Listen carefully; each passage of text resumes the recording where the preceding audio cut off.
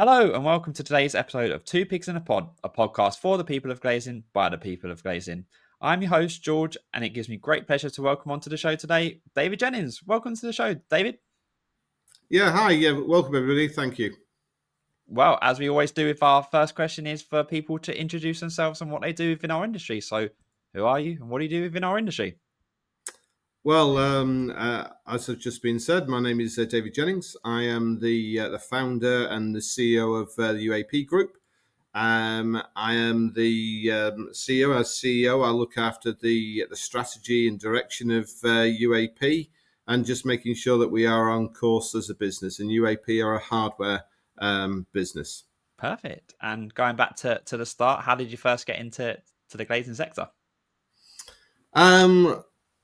Well, it was actually my next door neighbour, and Nice. I was involved in a different sector. I was involved in marketing and production in the board game industry and the toy industry, and I was looking for a different market to get into. And my lad, when he was very, very small, he's 35 now, so he was very, very small, he used to go next door for his Sunday lunch. And one day I saw my next door neighbour, Eric, and so look, you know, you don't look so good today. What's up? He said, "Oh well, I've got some financial trouble. I've got some bailiffs coming round," and I said, "All right, okay, a bit unfortunate." So I'll tell you what. He told me how much. So I'll tell you what. I'll lend you the money. It wasn't a massive amount of money. It was so I'll lend you the money and just give me back in a few weeks when you got it. And a few weeks came and went, and I had a letter from the official receiver. I thought, all right, okay, I'll go and see him. And so, look, Eric could have told me. And he said, I was a bit embarrassed. All right, okay. I said, what do you actually do? He said, I'm in the hardware industry. What does that mean? what do you, I have no idea what you're talking about. He said, oh, well, I sell door knockers. All right, okay. So explain, what do you mean you sell door knockers? He said, well, I go and buy them from this business down in Farnworth and the brass. I said, all right, okay. And if somebody wants them painted white, then I'll go down to the powder coating shop and they'll get them painted white. If I want a hole drilled in for a spy hole, I'll go down to the engineers. I said, right, okay. And he said, I'll then deliver them. I said, right, okay. And so everyone does this. He said, yeah, that's how they're all done. Right, okay. And how much is in delivery? He said, 25 quid. I said, Eric, I'm not surprised you went bust. What are you doing now? He said, I haven't got a job. I said, I tell you what.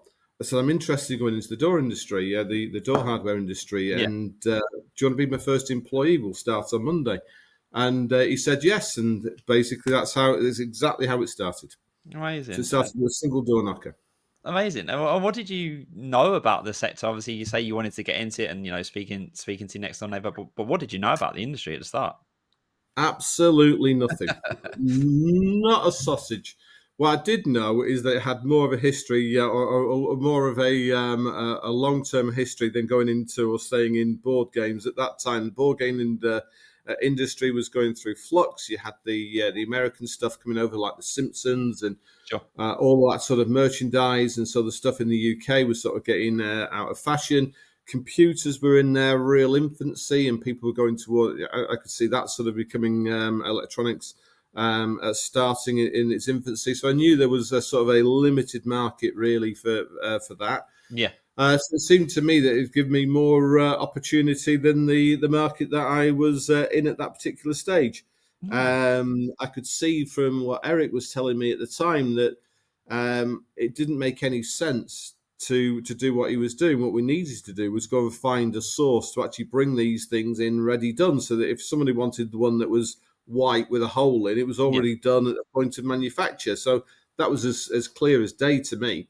So I thought if we could actually do that, we might be onto a winner, or certainly it might be able to help me pay my bills for a few more months. So that's exactly it. So outside of that, I knew absolutely nothing.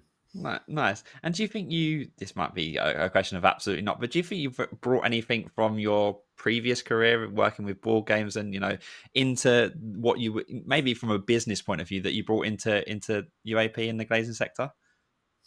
Yeah, well, my previous background was marketing. So I've been heavily involved in marketing for many years, and even up to that point. and I was coming into a market that I didn't think was particularly well marketed at that particular time. There were some very good brands knocking around, but I thought that with a little bit of innovation and a little bit of thought, we could probably do something in this market. And it seemed to me if people were thinking that bringing something that was brass and then getting it painted locally and drilling a hole, if people thought that was the right way of going, then seriously there was a market to actually for us to enter, and that's why I did it. Nice. And what do you remember about the first days, months of UAP? What was it like? Was it exciting, nervous? Going into a completely new sector. Well, I was working from home. I had at the time a 6-month-old girl, and my lad was around about 4, going into a sort of nursery, so similar sort of age to yourself. My wife was on a maternity leave.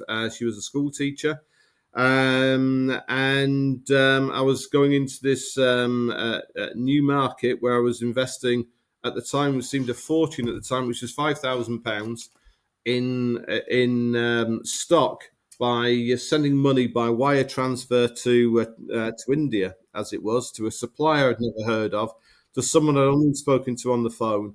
There wasn't the internet. There wasn't well, it was CompuServe back in those days, so we didn't have what we have now on websites and everything else. So that was really nervous. The communication was quite difficult, and going into a market that I didn't really know. So yeah, it was quite a Easy. challenge. Exactly, yeah. But I thought, I'm not being funny. If and I said it just before, if people think bringing something brass and painting it in the UK is the right model, then there is something seriously wrong here. And it worked, but it took a lot of hard work. And to be fair, I couldn't have done it at all if my wife was not a teacher and had that regular income coming in. There's no way we'd been able to do it. I'd had to go and find a regular job. Yeah, but and what did your wife think when you said this is what I'm going to do? This is my new venture. Was sending stuff to India and speaking to people that you'd never met before? Like what was those conversations over dinner like? Fraught, I think, was is probably the right way of describing it. It's like the first time I went to China. It's great coming to China now. Everyone wants to go to China with me now. It's nice business class. We go in nice hotels, and it's you get through the border. It's all. When I first went, which was sort of mid-90s, through Hong Kong going into China, you had to go and present your documents to the major, and it was the Red Army, and there was people behind with machine guns. When you're presenting documents, they couldn't speak English. It was a totally different time. So, and they had no mobile phones, so I couldn't phone anybody. So it was totally different. It was like the Wild West. So she thought I was mad, but at the end of the day, she supported me, and that's fine. But as I say, without that regular income, we would have been dead before we started. Yeah, and what apart from sort of income from UAP, what was the biggest challenges you faced at that time?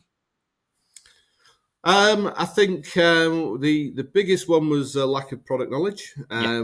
Didn't have any clue really about what this market really wanted, and that helps, I suppose, because it meant I had to go and learn. Mm. And so from that very first time, I learned a lot about everything. So and that's stayed with me to today. There's very few products within our UAP portfolio today, and we've got probably 5,000 products that I can't tell you exactly about how they're made, where they're made, what the material is, how the coating is. I know everything about those products because I trained myself to learn. Yeah. So whilst I had bad product knowledge, it also helped me because I didn't become complacent, and I then went and learned everything that I needed to know. So product knowledge was a major issue. Market knowledge was another. Didn't know really much about this market, so I had to travel around the country in my battered Mitsubishi Shogun, as it was, which I used to hide around the corner from places because it was embarrassing. Sometimes it wouldn't start either, so that was always good fun. Yeah. So that was the other thing, going around the country and learning, and not really having the money to invest. But there again, that's again a strength. Some of these things are negatives, but they become real positives because I got a really good understanding of the market and people. even people today, I'll talk to, and we'll go back and say, remember when we did X, Y, and Z. So Yeah. that's really important. And then not having money means you haven't got a load of things you've got to throw money at. So I learned about recycling, and it wasn't because I wanted to learn about recycling because I was You being good. needed to. I learned I needed to. I needed to recycle the boxes because I couldn't go and afford to buy a box. Yeah. So they were the type of things that you learn from that sort of time. So they were negatives, but they were good things to actually learn from as well. Nice. And how quickly did you know that this was going to be a success? Obviously you can't foresee the future and know that it was good. But when did you get a sense that, yeah, this is working out and we can definitely, there's something to build on here and obviously getting to where you are now? I think it took us certainly a couple of years before I decided that I could actually do something slightly with this. So we started around about 1996. In 1999, I bought a little bit of land next to a post office in a little hamlet in Bury, and built some offices. So it was then that I knew that we could probably do something in this industry. Nice. And like you said, you've progressed, but what have been some of the key milestones? How has UAP evolved over those years? Well, we started off, if you remember, I just said to you before, we started off from our house in a front room. My 4-year-old would be packing door viewers into boxes at night with me whilst watching TV, and I would then deliver them. We did all sorts of things. I did all sorts of things. I was a sales agent for various companies around this industry as well. So we've done the hard yards on it. Yeah. It's not been an easy task. However, we've come around, and then today we employ 110 people. We have our main warehouses here, which is 80,000 square foot. We have offices in London. We've got a warehouse and a trade counter in Willenhall. We have a specialist master suiting centre up in Gateshead. We have people who employ in India. We have our own office in China. We turn over 30-something million pounds. So we've got about £9.5 million worth of stock. So there's been a massive, massive change between when we first started to today. And that journey has been quite long. It's been quite enjoyable most of the time. But it is a totally different sort of kettle of fish between now and when we first started. Nice. And you've reeled off some of them there, but what have been some of your proudest moments during your time at UAP? I think there's been a couple. I think the first one is, and people who've set up their own business may relate to it. So it was when I bought our first warehouse. So we had previously lorries would turn up from India or wherever from the docks, and I would literally have to handball off every single box off that lorry because the lorry driver wouldn't do it. Onto the road to then put into our offices. And I did that and did that for several years. It was great when it was sunny, wasn't so good when it was snowy, and certainly wasn't good when it was raining. But we bought a little warehouse, a tiny warehouse, and in that warehouse it came with a forklift truck, which cost me 500 quid.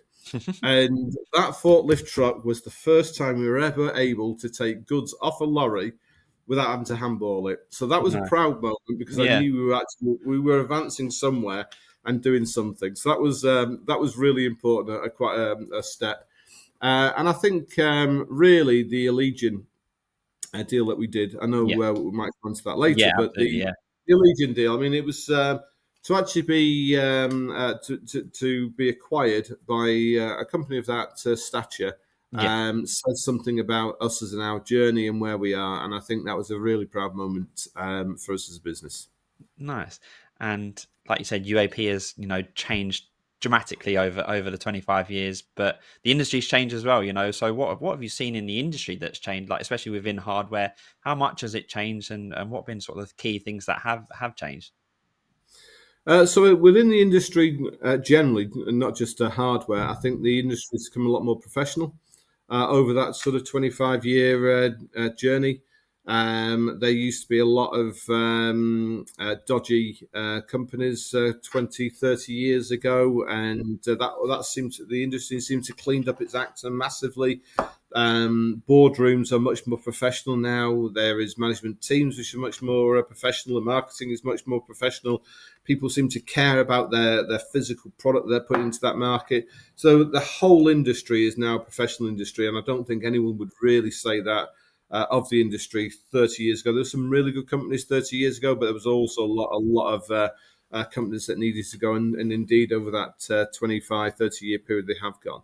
But there's professionalism within the industry. Within hardware, there's been major step changes. So we talked about before about coating and powder coating, etc. Consumers want to have longevity with their product. Now, going back 25 years or so ago, people would ask for a 2-year or a 3 or a 5-year warranty, and we used to give it. We didn't have any reason to believe we could get to that level. We just hoped that number one, it didn't fail, and that number two, if it did fail, people wouldn't complain about it. And I think that was a sort of general view going back 30 years ago. Today, we give long-term guarantees. We're capable of giving lifetime guarantees because we know the products are capable. So I think products themselves have advanced in terms of what consumers want and what we can bring to the table and what we can prove.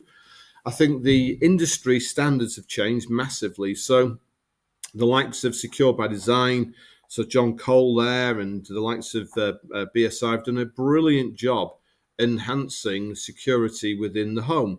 And if you then look at what happened with hardware and front doors and Pass 24 and all those type of things, massive improvements. And what that has also done is it raised the barrier of entry for people to get into the marketplace, so we don't get dumped with cheap hardware and rubbish hardware coming in from lower countries.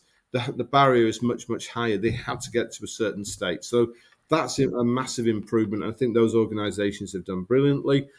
Sadly, we had Grenfell in 2017. And out of Grenfell, the good that came out of Grenfell is the advancement of the standards in fire that have come on in terms of fire door production, in terms of installation and testing and everything else that's come with it. So there have been some major improvements over those years. So what you have today versus what we had 30 years ago are massively, massive different. Yeah, and is that the reason why, because of Grenfell, that obviously FDM spawned out of UAP because of that reason, or to give you a separate sort of company that focuses just on the fire side? Yeah, definitely. I mean, the FDM has come out of the Grenfell. So Grenfell happened. Judith Hackett came along. Dame Judith Hackett from the government and produced the Hackett report. And out of that came loads of recommendations. And some of those recommendations require people to, how do we install fire doors? The problem you've got, when we talk to people, people say, well, I'm a joiner. I've been fitting doors for 30 years. Doesn't mean to say you've been fitting them correctly in terms of a fire requirement for 30 years. So actually putting these standards in, and then how do people inspect doors? They weren't inspected.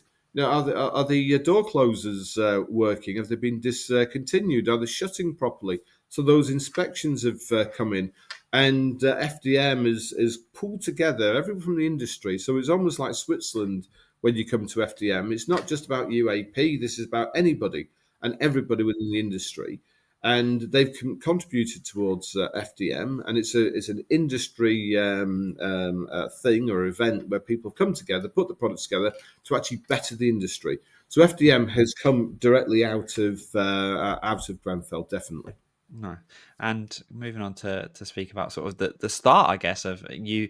You were once told, I've been told that you were once told by someone at a Glass X, obviously which has now become the Fit Show, a Glass X exhibition, that you were going to be a failure and be out of the industry within months. Do you feel like that comment has sort of spurred you on to make it a success at all? Or is it kind of you took it on board and you've shown that they were wrong? Well, I always thought the people who said it were prats. I thought they were at the time, and I do today. And they didn't do their business. Unfortunately, their business is a fantastic company, but they didn't represent their own business very well that day. Yeah. But it is a motivational thing because you want to actually prove people wrong, Yeah. and that's what we've gone and done. And as I said to you just before this started, I'm a Leeds United fan, so this is like when Leeds go and play, I don't know, a Bournemouth or a Brighton, whatever. You sort of play. When you then go and play Man United, that's real rivalry. We Yeah. really up our Yeah. game. So when we're competing as a business against most of our competitors, it's okay. But when we come across this one competitor, we really up our game, and we Yeah. do still enjoy taking business off them, which we do.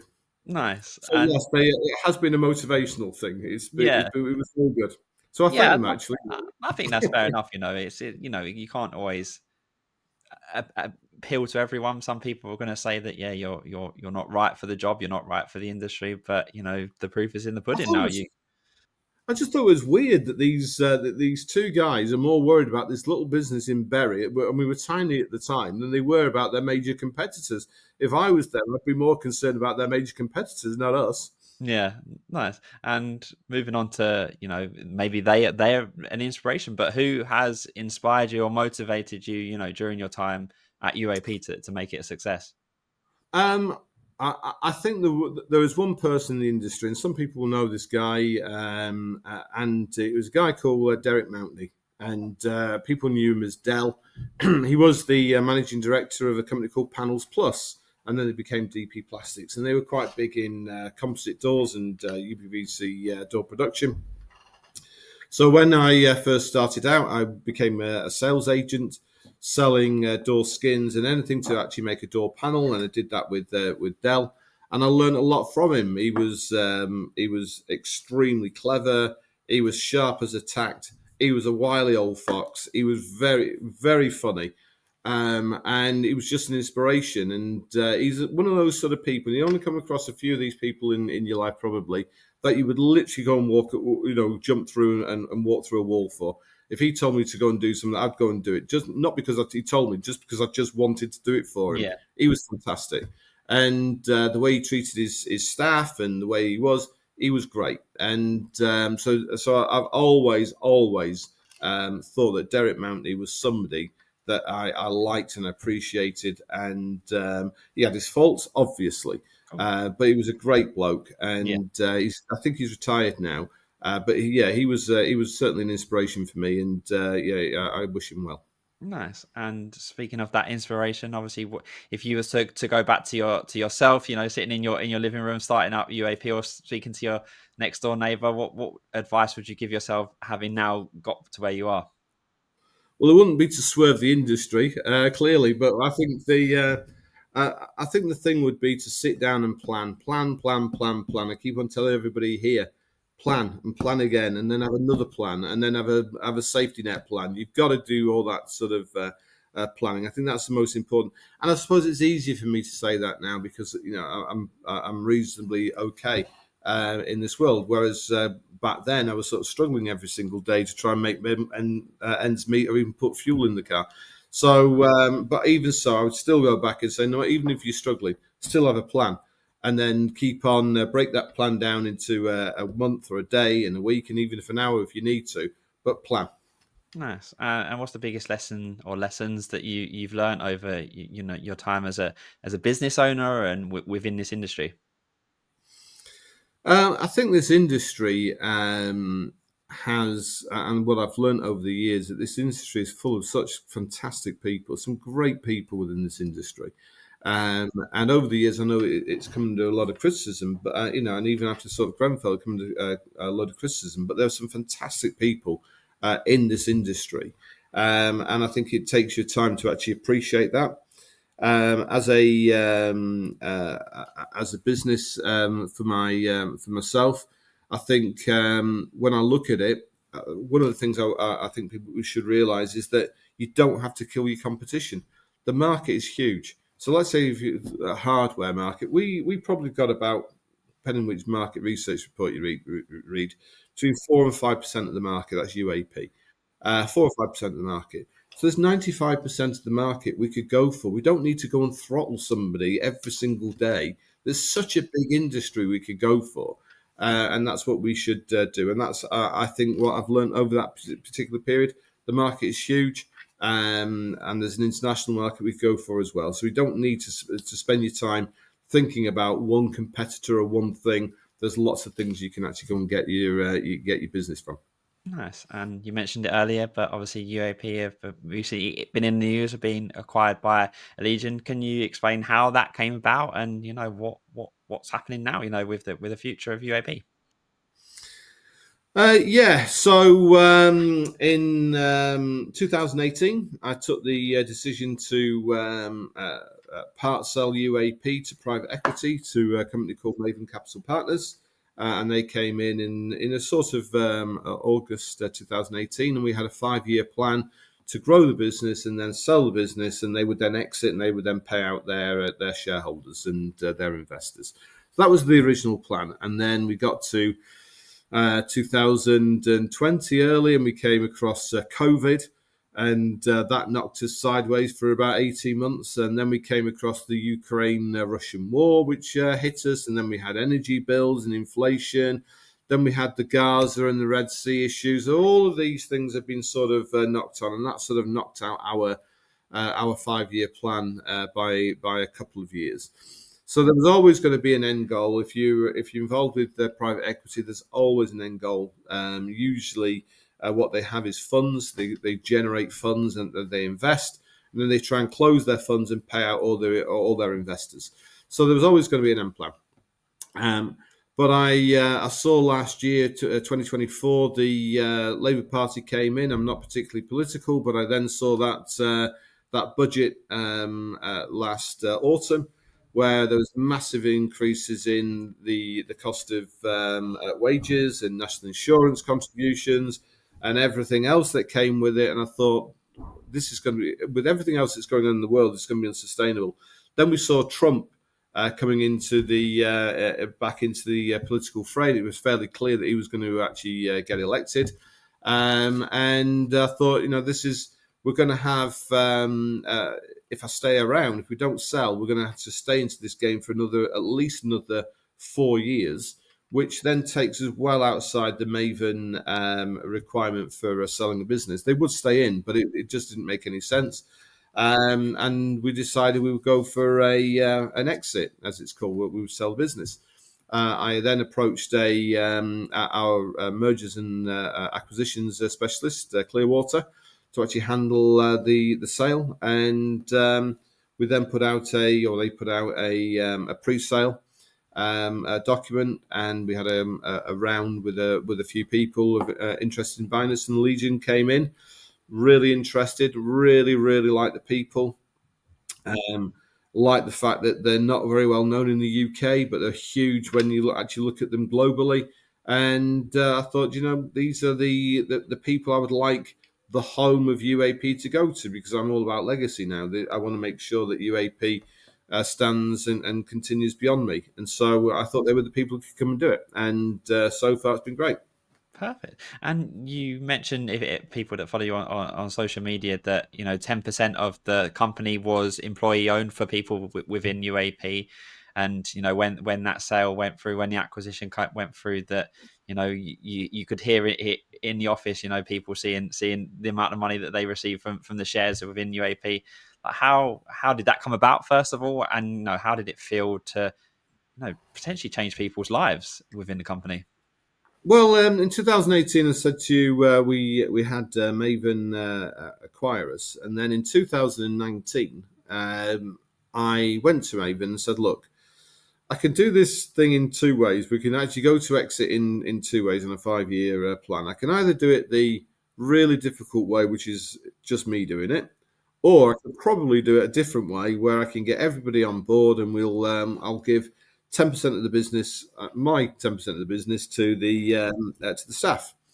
And to be fair, they'd never done it before. They said, "We'll let you do it." And so that's what I did. We set up what's called a growth share scheme, and we then divided the shares into 111,000 shares, and we gave shares to people who'd been in the business for more than a year. And we utilised these over the following 3 years to actually give more shares to people to actually use that up. So they felt a bit of it. So when people walk around our building, we had up to 85 people here who were shareholders, and they were invested in the actual business itself and the success of the business. So when we came to sell, those shares that each person had crystallized. There was some got a couple of £1,000. There was several that got tens of thousands of pounds. So it was raised between the two, and it was great to see people just talk about what they had. There's some people were able to pay off their credit cards for the first time, and so they didn't have to pay that monthly back. We had a couple of people pay off mortgages. We had people buy new kitchens and driveways and go on holidays, all sorts of things that they couldn't do. So yeah, it's been a really, really positive thing for us to do, and I think the staff have really appreciated it.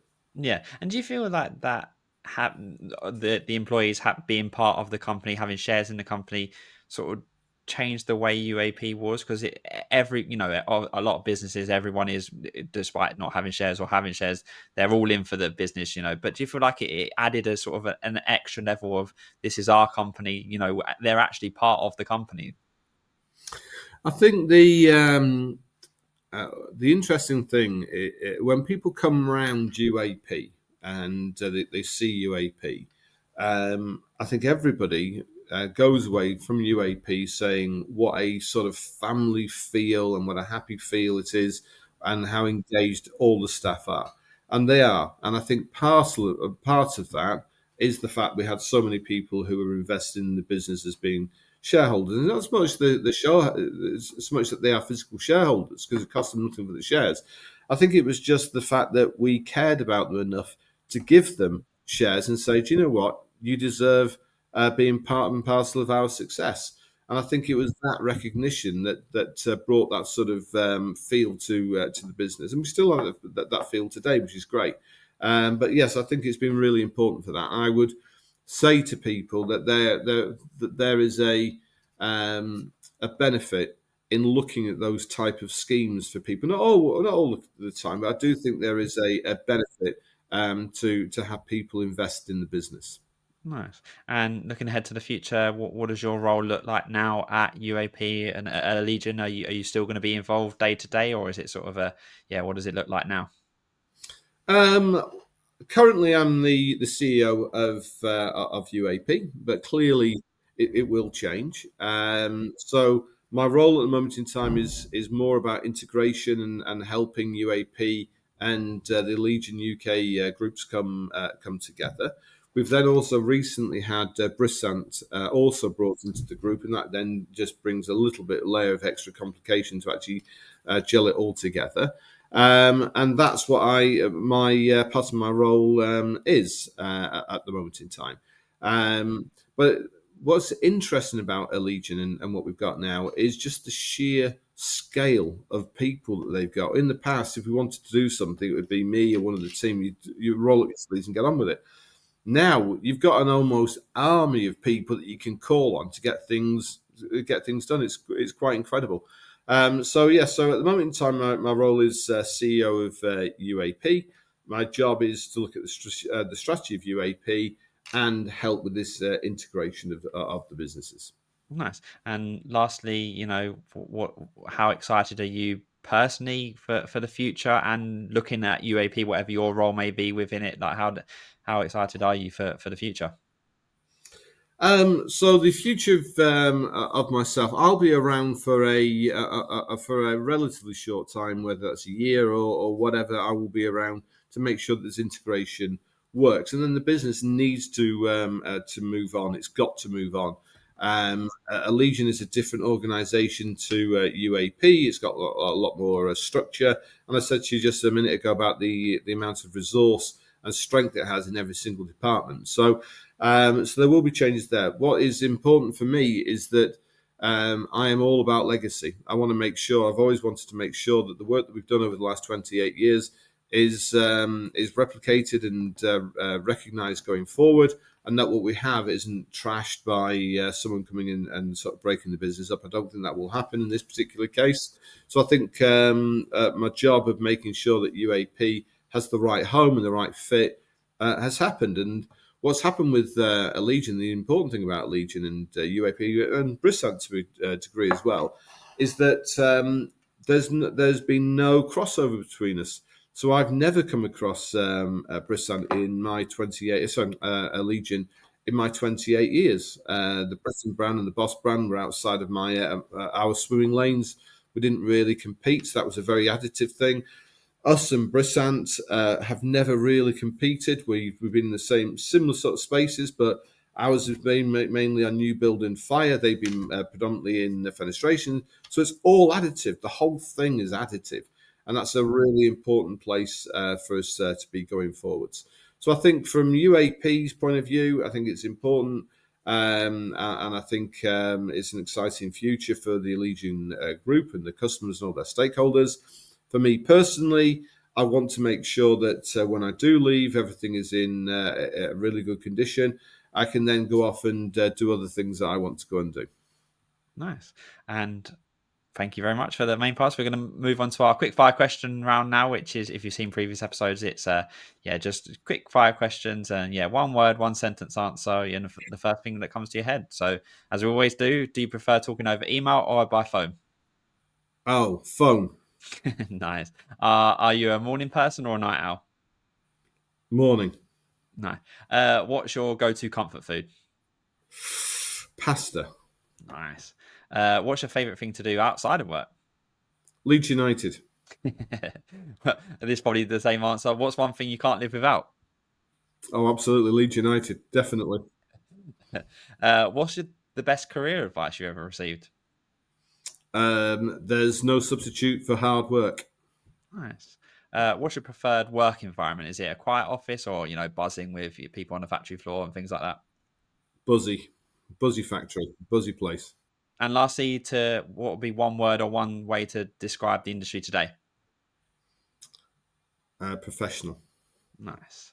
Perfect. Well, for our last part, as you know, it's to give a shout out to people within the industry, out the industry, friends, family, whoever it may be. So who do you want to give a shout out to? I think it's appropriate about UAP, and UAP would not be in the position that it's in without Wendy Rushton, who's our ops director, and Mark Rushton, her husband, who's our procurement manager, and Barry Halpin, who's our sales director, and Camilla, marketing director. Pan Hui runs our great office over in China, and Nicola John, who we talked about FDM early on. So thanks to each and every one of you. Perfect. Well, thank you very much for joining us on Two Pigs in the Pod today, David. Yeah, it's been great to hear about you and how far UAP have come, and obviously best of luck for the future in your role for the next couple of years in sort of merging the companies and whatever's to come after that. Thanks so much indeed. Enjoyed it. Perfect. Well, that's it for today. So you can find David's episode and all others on our YouTube channel at People in Glazing Society, on our website, www.peopleinglazing.co.uk, or also available to download on Spotify, Amazon Music, and Apple Podcasts. And don't forget to like and subscribe so you never miss an episode. So once again, thanks to David for joining us, and see you again soon. See you guys.